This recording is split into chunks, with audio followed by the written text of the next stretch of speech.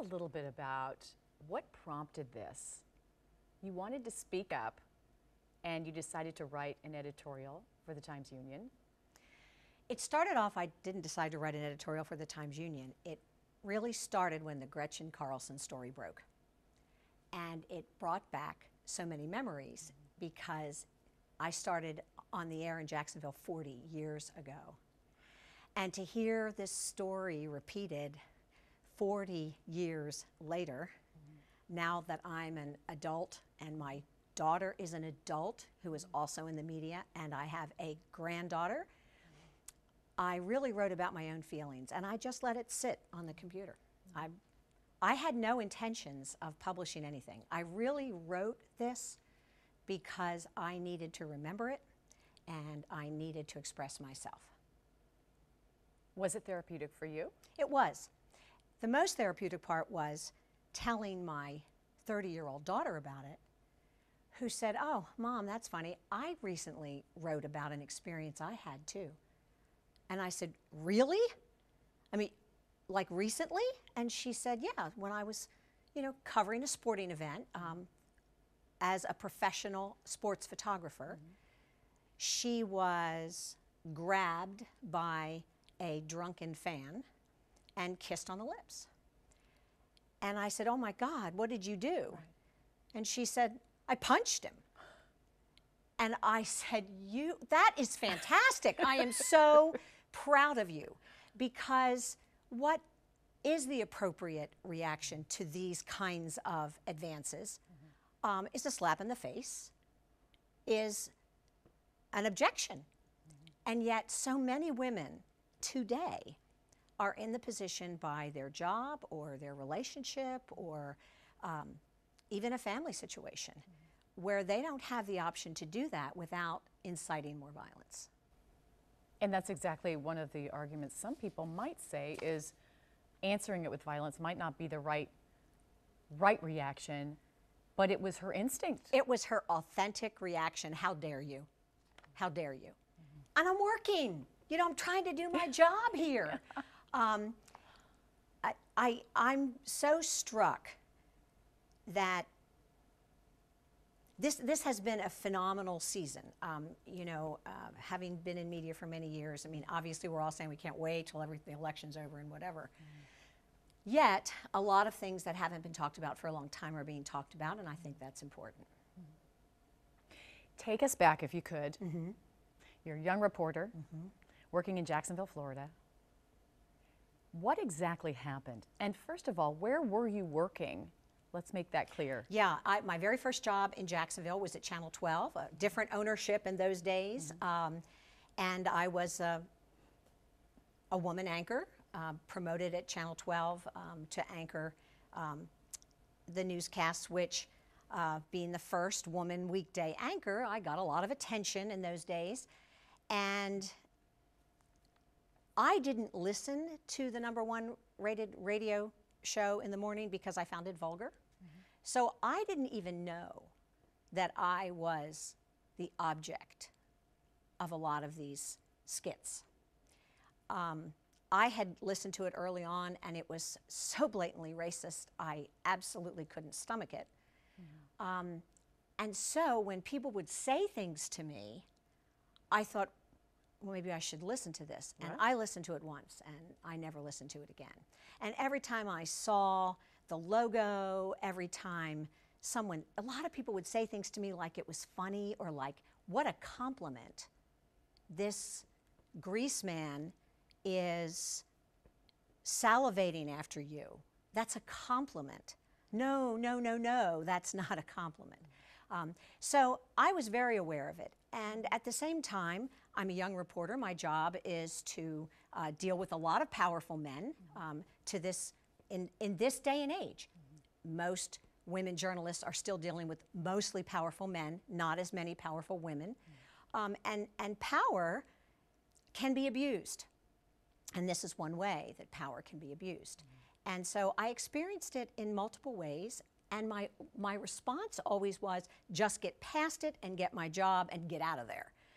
But there were certain people when you'd have to go to interview them, and everybody knew it. People still talk about it, and it still happens, I suspect. I suspect there are still people you interview, Mary, that you go, ugh, just as soon not have to be in that room. It's offensive sometimes. I think when I've had it happen personally, it's much in the past. And I think that when it happened too, I was so young. You don't quite know what to do with it. Didn't know what to do with it, and I had the feeling that I just kind of needed, like you said, to go along with it. Yeah, or just at least move past it. Try to change the subject, and get what you need and get out. That's how I always felt about it. It's kind of a survival tactic.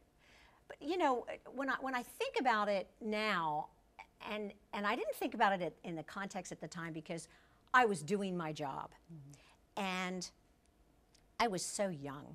I mean, I'd never been away from home. Here I am living in a brand new city. And to think that that this was considered part of the business. When the executive producer at Channel 12 at the time said to me, when I refused to do the interview with the Grease Man because I found him offensive, not just to women, but certainly to people of color, when I said I can't do that interview, I'm the subject or the object, really, of much of what he makes his name on. And he said to me, you know, I'm trying to, I mean, I can see where I was standing in the newsroom. I don't have a lot of those recollections where I can physically remember the surroundings. And I remember saying to him, this DJ says highly offensive, inappropriate things about the woman who represents this station on the air every night, and you're asking me to do an interview with him? I said, I can't do that. And he said, if you're going to be a woman in this business, you better get used to it. And the other thing I remember is that my then boyfriend, now husband of 38 years, was standing in earshot of this statement. And I had a feeling that I better move quickly. And I just walked away from him, and I walked out, and I said, and I just motioned to David. And he said to me, he has no right to say that to you. I said, just get out of here. Just get out of here. We don't need to have a scene over this. It didn't occur to me to go to HR. It didn't occur to me to go to a higher boss. None of that occurred. I didn't know that you could do that. And if I had, I honestly think the general manager of the station would have backed me up. I honestly do, thinking back on it. But I just wanted it over. I just wanted it to be done with. It's a different climate now. I mean, here at Channel 4, we have to undergo all the sexual harassment training. You know, we're told that, and it makes so much sense now. But back then, it really was I guess, do you feel like it was a man's world? Oh, there's no question. There's no question. And it's a man's world in a lot of industries today still. But most men are good people. This isn't a sexist or a gender-specific issue only. This is a human issue. Treating people with respect is just something that should be an expectation for everybody. This is the message then, correct? You want your daughter to get, and your granddaughter. We don't want them to have to feel like they have to. You know, we have so much unmet potential in this country. If everybody doesn't have an opportunity to achieve whatever it is their dream is in life, then we limit ourselves as a community and as a state and as a country. We need to make sure that people are on a level playing field. And it should be the expectation that you are treated with respect, certainly in your employment. Politically right now, clearly we've been dealing with a lot of bullying. Do you feel that this election cycle has brought up so many issues that aren't necessarily just political? It's been such a fascinating season. You know, I think we are living in a time that a lot of the old way of, old expectations are going away. And it's very threatening for a lot of people. And we're products of our experience. What we know is what we know, and most of us tend to socialize and really integrate with people who are like us. And yet we live in a very diverse culture, but most of our experience isn't terribly diverse. And to have all of this consciousness raised and this awareness, as painful as it is, I think is really helpful. You know, I was listening to a story on the radio about the whole political discussion and the psychological and emotional battles that go on within families, within workplaces, because people are very emotional about their politics. And part of becoming an adult is learning when your emotions are thinking for you and overriding that with your intellect. And I have members of my family who I love deeply, who I disagree with deeply. Right. And we know better than to get in these conversations because we are not going to change each other's minds. But what matters most of all is that we show love and respect for one another, for each other's children and grandchildren. And so we do. So we do. So we had a Thanksgiving event back in 2004 when I had to break up two sisters-in-law. One was about to throw red wine in the other one's face. Oh, dear. And I'm happy to say that last year that whole family was back at my house for Thanksgiving, and everybody got along great. Everybody's grown up a little bit. By the way, they still have the same political leanings that they had then. They've just grown up and been able to deal with it. And so I think it's really important for our children to be able to see adult behavior modeled by people in leadership. Civility, truly important. If we could go back to some of these incidents, I hate to do this to you, but you know, you mentioned in the article uncomfortable situation in a legislator's office. Yes.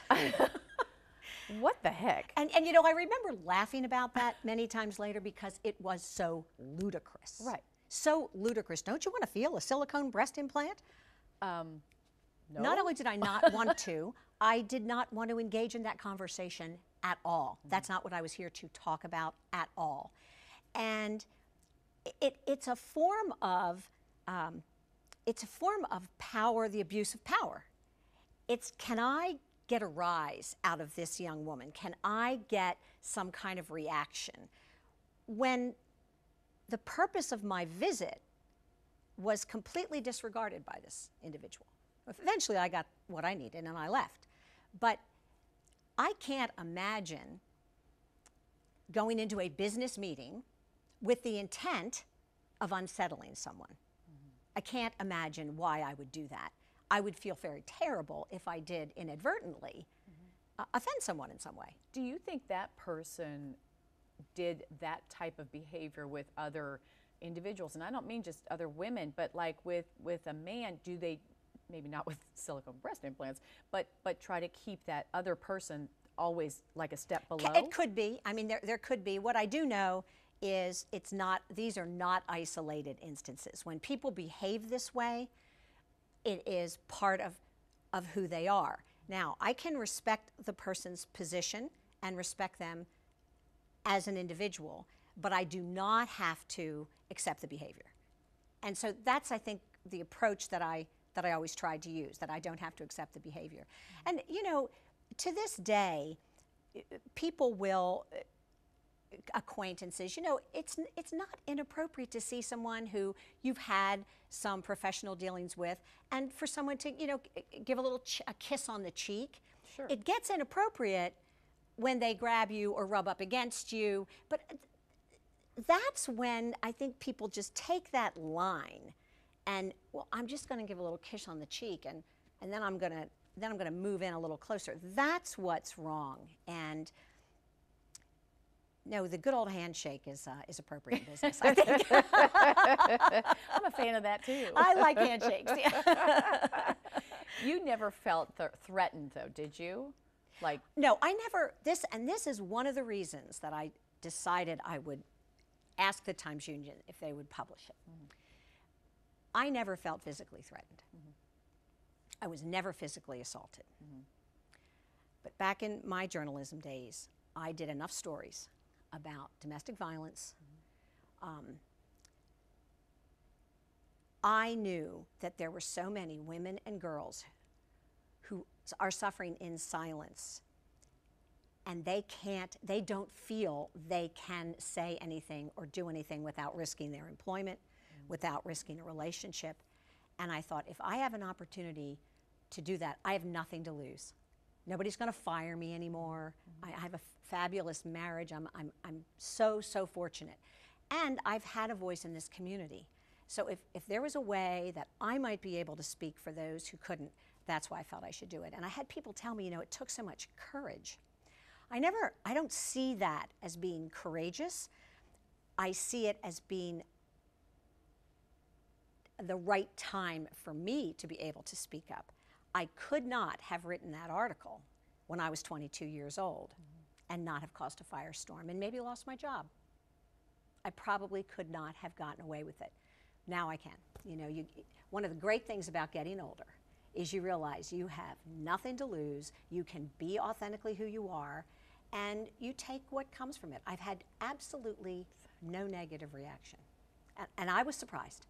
I really expected that somebody would post something or say something. Not a single negative reaction. And ironically, I've even heard from people who I am so politically divergent from, who have said, I'm so proud of you for speaking out for women, even though I did happen to reference the person, not by name, that they're probably going to vote for. Yeah. That's awesome to hear, because social media, nothing negative. No. That's incredible. No, I expected it, but I didn't. You did not name anybody except for the Grease Man. Who, by the way, that's his stage name, right? No, I saw no reason to call people out. This happened a long time ago. Right. I think that behavior, though, was representative. The reason I've had so much response to it is because so many other women could relate, and so many girls, so many girls. The most rewarding part to me of all has been hearing from the 20 and 30-somethings who've said, thank you for writing that. And I said, so you've experienced this? Oh, yes. I went to a high school car wash over the weekend at the local high school, and a couple of the little girls, I mean, they were teenagers, obviously. One of them brought it up to me. Wow. And she said, I'm so glad you wrote that. And I said, well, I never want you to have to encounter that. She goes, oh, it happens all the time. That's discouraging. It's a whistle. It's locker room talk, except locker room talk is often used, that phrase, outside of the context of locker rooms, which why it's okay there, I'm not quite sure. But, I thought that was really, she's 16 years old. Wow. The other thing I found that's been very interesting about this is the number of people who've come out and said, I have a wife, I have a daughter, I have a sister, right. But you're a human being. And that it shouldn't matter that the only way you can relate to this is because you know a woman. You should be able to relate to this as a human being who doesn't tolerate others being treated with such disrespect. Right, exactly. Do you think, too, it's kind of a stepping stone into if a woman is accepts this type of behavior, she is also allowing other behavior that can be even worse? I think you mentioned domestic violence. Sometimes you have to, in life, kind of go along to get along until you can get out. And I could never tell another woman how to respond because they have to make that judgment in the situation that they're in. But I think it's important that we know it's occurring and that we talk about it and give people the right to know that they are worthy, just as they are. And they shouldn't have to take any kind of abusive language based on their physical appearance, based on their ethnicity, based on their gender, based on their race, their sexual preference. None of it. The way we should behave in this world is do unto others, right? Isn't that ultimately what we strive to do our whole lives, to try to be to others as we would like them to be to us. And so I wanted to write this and get it published for all of those young women and girls and men and boys who don't behave this way and who would like to rid the world of that kind of pain. I think it's a good message. It's powerful. I think a lot of women just don't want to ripple the waves. They don't want to cause any problems along the way. I mean, personally, I've had instances happen. I just don't speak up because I didn't want to cause any trouble. Like you did when you were younger. You probably just didn't want to cause any And then commotion. there's, then you kind of look back over your life and you go, were there times I should have spoken up or come to the defense of someone else when I saw something happening? And I do have some regrets about that. And yet, I can't do anything about that now. What happened then, what I can do something about is what happens now.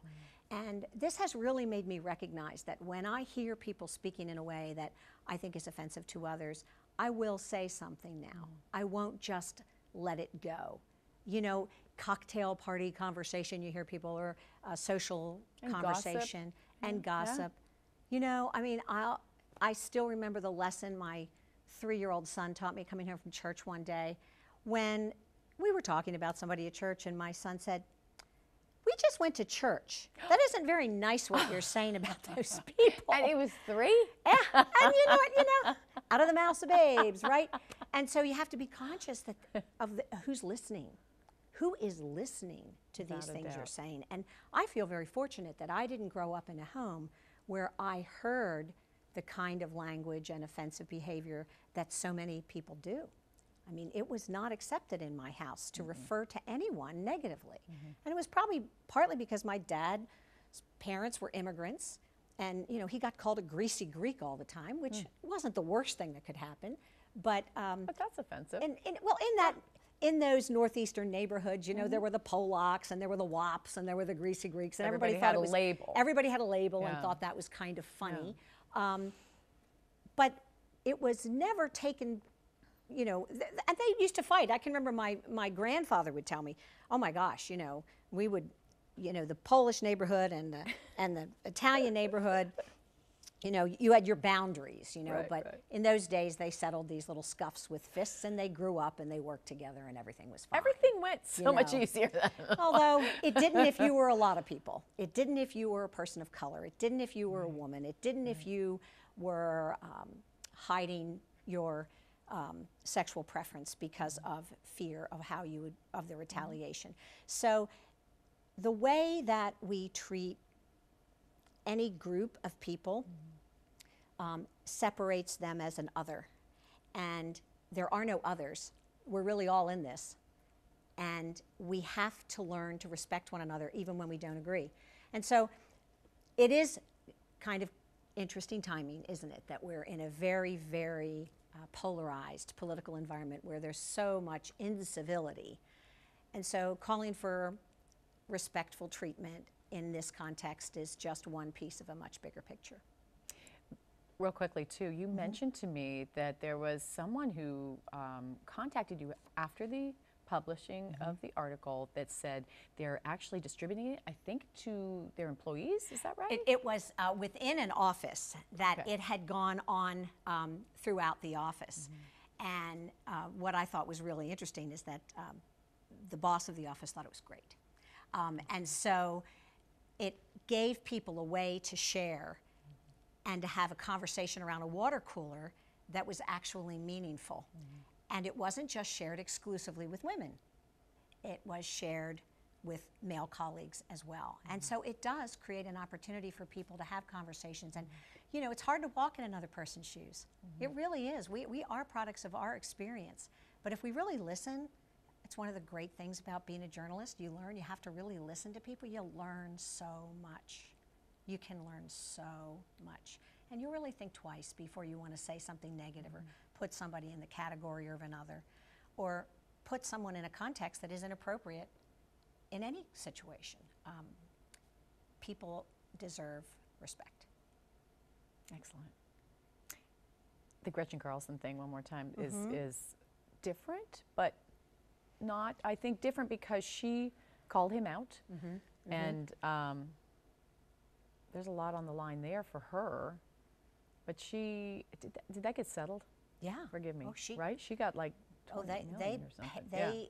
They made a settlement without accepting guilt. That's it. Okay. Yeah. But the reality is, she's not the only one who has experienced this. Oh my gosh. And especially with this individual. And the other piece is, when you have someone in power, they then establish a culture. And I think we have to think seriously about that. When you know someone is abusive to others, what kind of culture will be established in a workplace, in a government? We have laws against a lot of these things that are being touted as normal behavior. We have laws. You know, the Violence Against Women Act, there was a reason that had to be passed. I think it's almost kind of like a little movement you've started, which is really cool. Well, thank you. I don't know if I've started it, but I've certainly joined. I've jumped on the bandwagon. Where do you want to see our world go? I mean, I know that's a huge question, but I mean, what's the next step you want to see happen? You know, in my perfect world, you know, the old, can't we all get along? Right. But we can. We absolutely can. We have to assume that everyone on this earth has a reason and purpose for being here and is entitled to live a healthy life with respect. And people are much happier when they live that way. When you really do see others in a way that you want to brighten their day and lift their world, you're going to be a happier person. Anger is very non-productive. It really is. And if we could just learn to channel that emotional thinking into our rational brain, even once or twice a day, make a note when you do that, you'll lead a much better life, and so will all the people around you. Excellent. Okay.